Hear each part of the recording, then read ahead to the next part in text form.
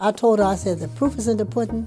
Let's go get the DNA. So this is the DNA test. I can't do because I'm a female, and putting those limitations on you, and I didn't like that. You asked her if she was pregnant. And No, I you didn't just ask told her she was pregnant. I didn't ask her. Oh, you told I her? said, girl, you're pregnant. Look how fat you're getting. Well, definitely with the racism and sexism for sure in the industry. And it says the probability of relatedness is 96.7%. He used that a lot in his music where no one else might know what it means, but it means something to the family. Do you have a secret sister?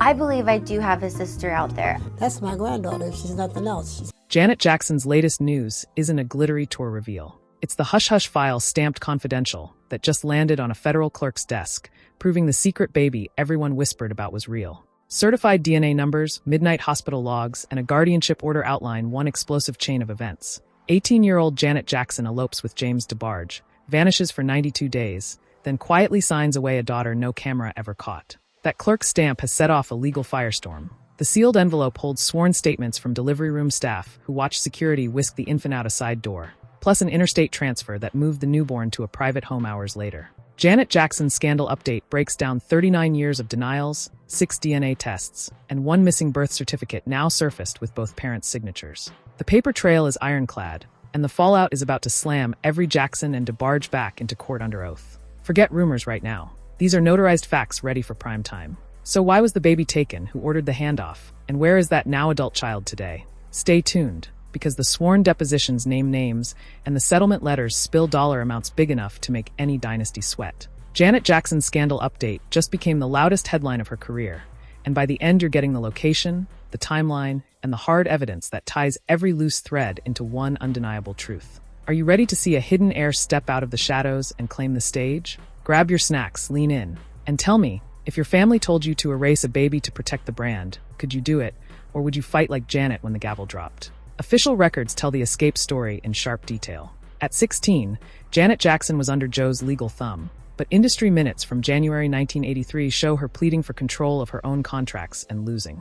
California court files reveal she tried emancipation in early 1984 and was denied, yet Judge Morales noted that marriage would cancel Joe's authority. 3 weeks later, a 2:14 a.m. certificate from Grand Rapids lists Janet Demita Joe Jackson and James Curtis DeBarge as newlyweds, closing the legal loophole. A&M executives scrambled. Internal memos document Joe's angry calls and his demand for annulment. Meanwhile, medical charts from Cedars-Sinai show James admitted twice for barbiturate overdose that summer, with Janet signing him out. Studio calendars prove she tracked vocals by day and hunted for her husband by night, hauling him from alleys to rehab check-ins. Still, love notes recovered in discovery echo their hope for stability. A joint living will addendum names any future child's sole heir. Lab results filed in November 1984 confirm pregnancy. Prenatal bills appear under alias J.D. Eaton, and security logs track weekly out-of-state doctor visits. Joe reacted fast. On December 8th, he filed civil action to annul the marriage, arguing James's addiction endangered corporate revenue. Janet's attorneys fired back that Joe's intimidation endangered the mother and fetus. Ultrasound scans from January and March 1985 list the baby as a healthy girl. Annulment hearings and obstetric appointments collided.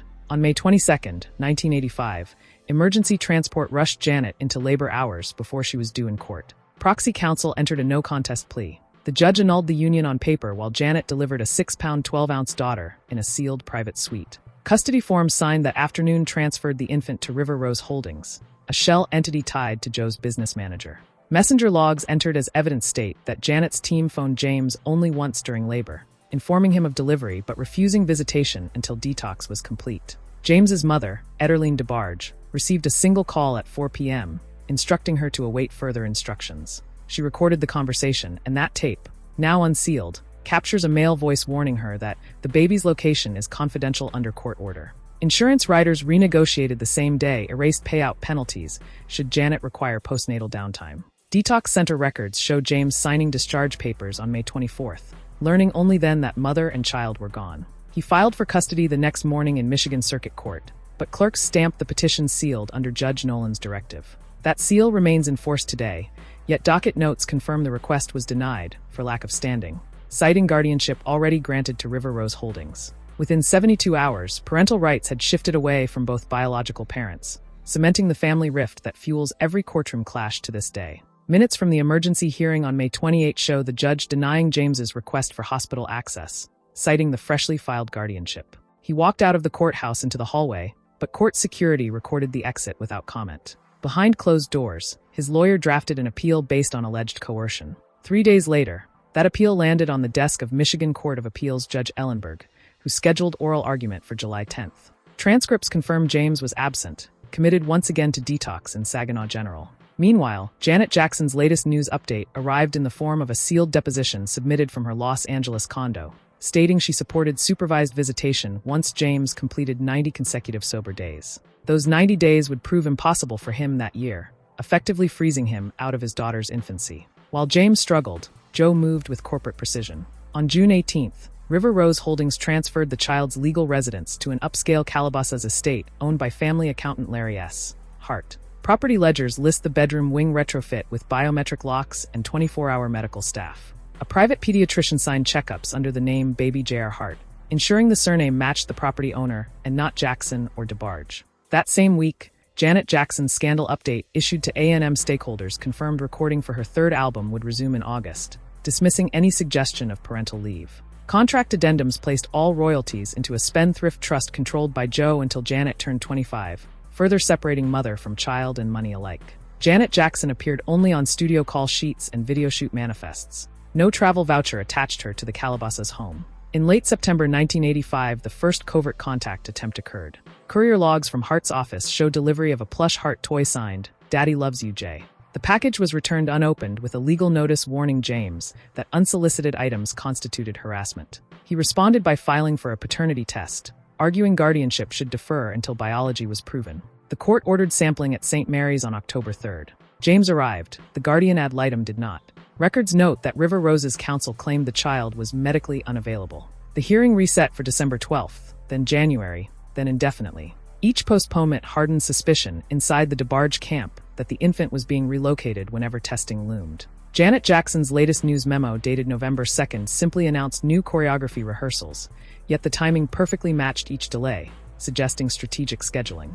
The guardianship structure faced its first serious audit in March 1986. The California Department of Social Services launched a routine compliance review. Inspectors arrived at the estate to verify medical files and living conditions. Their report states the child, now 10 months old, was healthy, properly vaccinated, and responding to the name Grace. However, investigators flagged an anomaly. Vaccination forms lacked parental signatures, bearing instead the mark of River Rose Holdings corporate secretary. The agency issued a 30-day notice demanding biological parental approval or a judge's order. Joe's legal team produced a judge's order, the same Michigan order from May, within 48 hours, effectively ending the probe before it started. Throughout 1987, Janet Jackson's scandal update circulated 4 times, each edition celebrating her ascending chart positions while noting in fine print that all personal matters remained resolved. Yet behind enforcement, James persisted.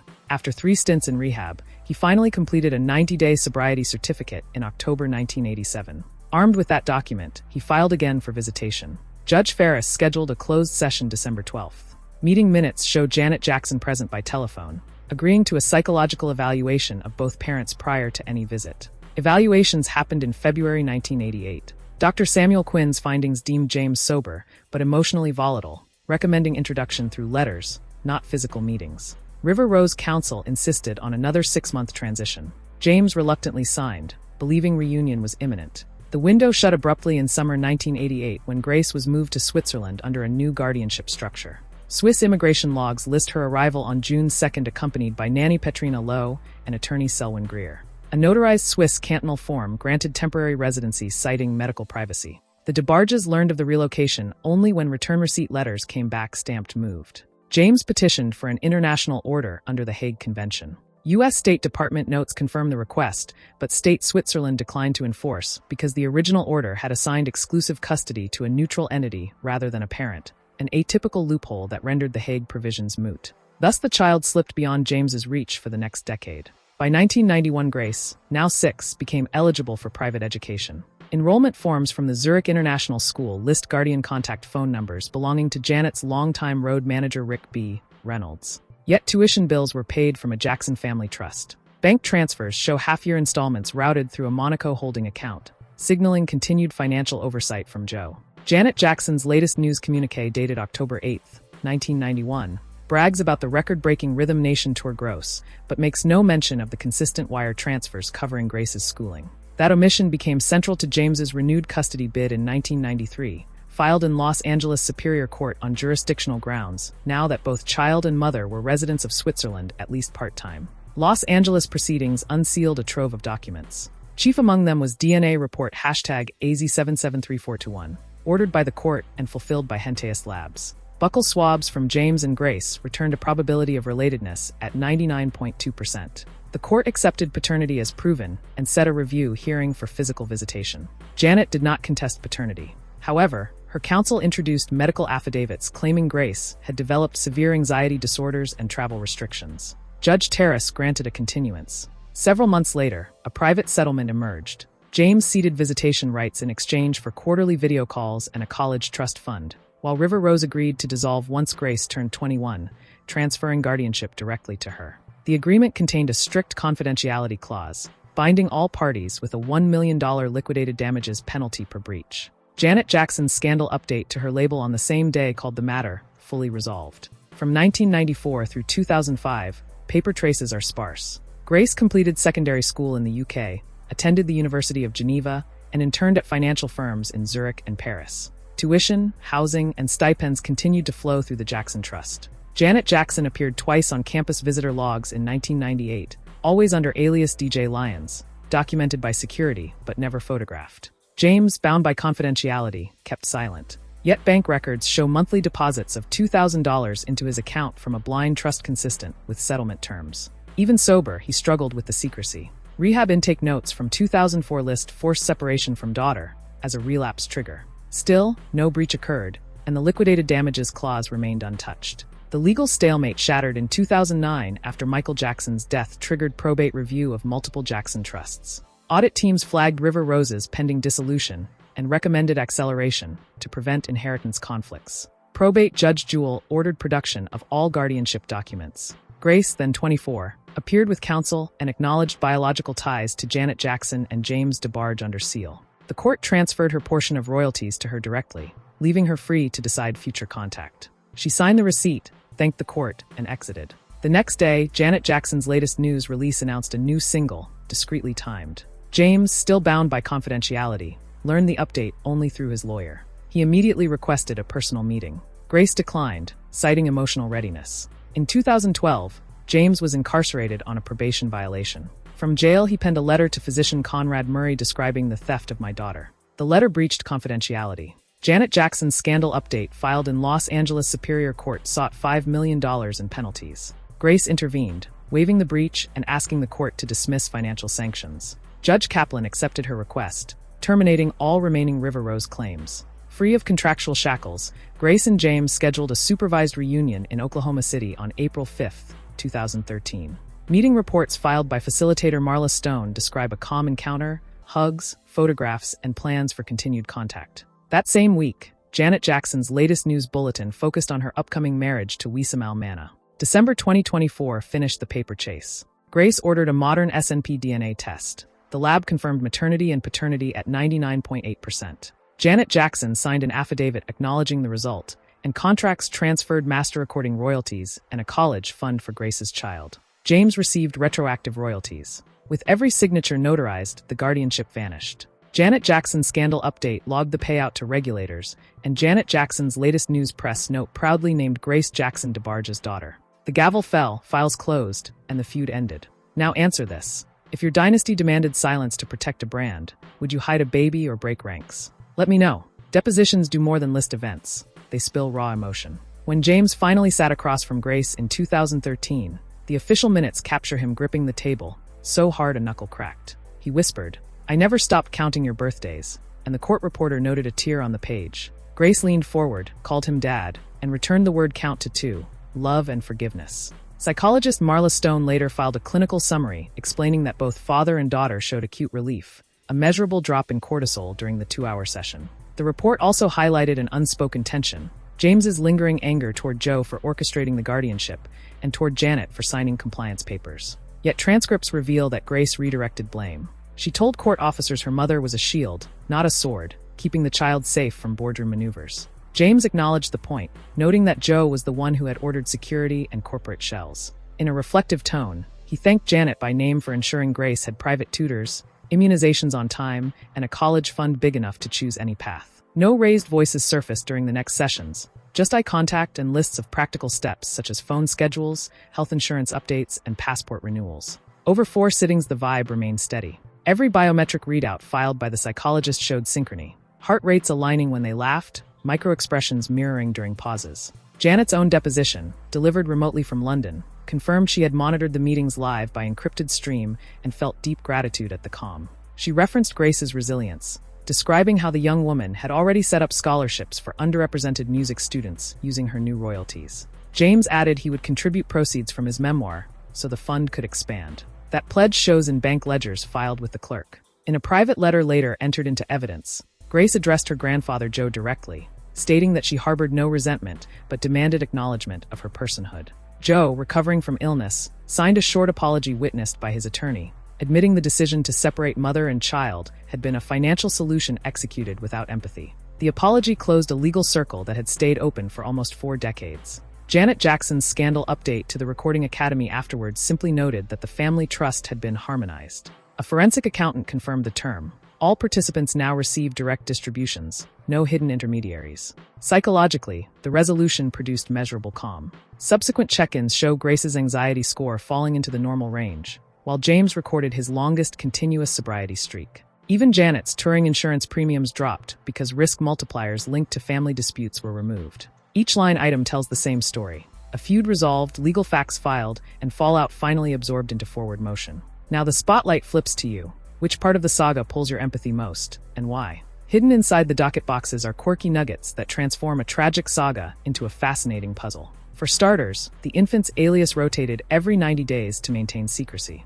The first tag was Grace 1, then Juliana Root, and later Project Lavender. Programmers embedded those names into custom pager codes so staff could discuss feedings and doctor visits without revealing identity if devices were lost. A printout shows messages like "Lavender at 3 p.m., bring a blanket." Second oddity. River Rose Holdings kept meticulous scrapbooks. Bound in Italian leather, Volume 2 contains locks of baby hair, growth charts, and Polaroids taken against a blank wall. Each image bears a numbered sticker, correlating to a master ledger describing date, lens type, and light level, almost like forensic evidence. The books never left the vault, yet when inspectors scanned them in 2009, the software flagged one page as chemically altered. A forensics lab found the adhesive backing on a photo came from Europe, proving it had been replaced during the Swiss years to hide location clues in the wallpaper texture. Third gem, Grace's first word, recorded by Nanny Lowe, was kick, supposedly learned from hearing studio talk about drum machines during remote listening sessions Janet joined by phone. The nanny's diary notes that whenever the sound of a lindrum played, Grace would giggle and kick her feet in perfect quarter note timing. Fourth detail, during her teen years Grace carried a sealed locket containing a microSD card. Security notes reveal the card stored a single WAV file titled Birthday Harmony, a 32-second vocal riff harmonized by 3 voices, Janet, Grace, and James, compiled from separate recordings mixed by engineer Steve Hodge. Grace wore the locket daily to school, forcing metal detectors to beep, yet no teacher ever learned what was inside. Another twist. The shell company paid for advanced language lessons via headphone cassettes shipped monthly. One cassette, mislabeled French for, actually contained multi-track stems from a never-released song. Years later, musicologists traced that stem to a sample hidden in Janet's 1997 B-side, meaning mother and daughter shared a secret Easter egg inside commercial vinyl. Then there's the safe house pantry log. Because Grace grew up with multiple caretakers, every snack was inventoried to spot allergies. Lines include poetic entries like strawberries, happy claps, or peanut test, no rash. Clinical notes turned into childhood poetry. Finally, lawyers kept a chess set in the conference room during negotiations. Each piece had the Jackson crest on one side and the DeBarge treble clef on the other. When settlements reached stalemate, attorneys literally reset the board and replayed endgame positions until someone proposed a move both sides found fair. The set now sits locked in a Smithsonian crate marked for future display if and when the family approves public exhibition. One last curiosity. Grace's birth footprint card includes a faint thumbprint beside it, later matched by a forensic artist to Janet's own thumb taken during a 1981 promotional shoot. Proof the mother held the card before it went into lockdown. The judge's stamp is dry, the vault is open, and the secret once framed as myth now stands as documented fact. A marriage meant to break one chain sparked another, and a baby concealed behind trust paperwork has stepped into legal daylight with her own signature. Grace Jackson DeBarge is no longer an entry in sealed ledgers. She is a living link that forces two music dynasties to share one family tree. James finally has a daughter who can call at any hour, and Janet has a chapter she can read aloud instead of hiding between tour dates. The contracts are shredded, the guardianship dissolved, and the royalties wired where they always belonged. Yet one truth remains unfinished. Legacy depends on how each person tells the story next. Will Grace release the Locket song to streaming? Will James publish the memoir uncensored? Will Joe's apology letter ever hang in a museum beside platinum plaques? Here's where you come in. Which document or artifact would you want displayed first? And why does it matter to you? Scroll down, drop your pick, and explain your reasoning. Your insight decides what future viewers learn from this decades-long drama. So speak up and shape the final encore.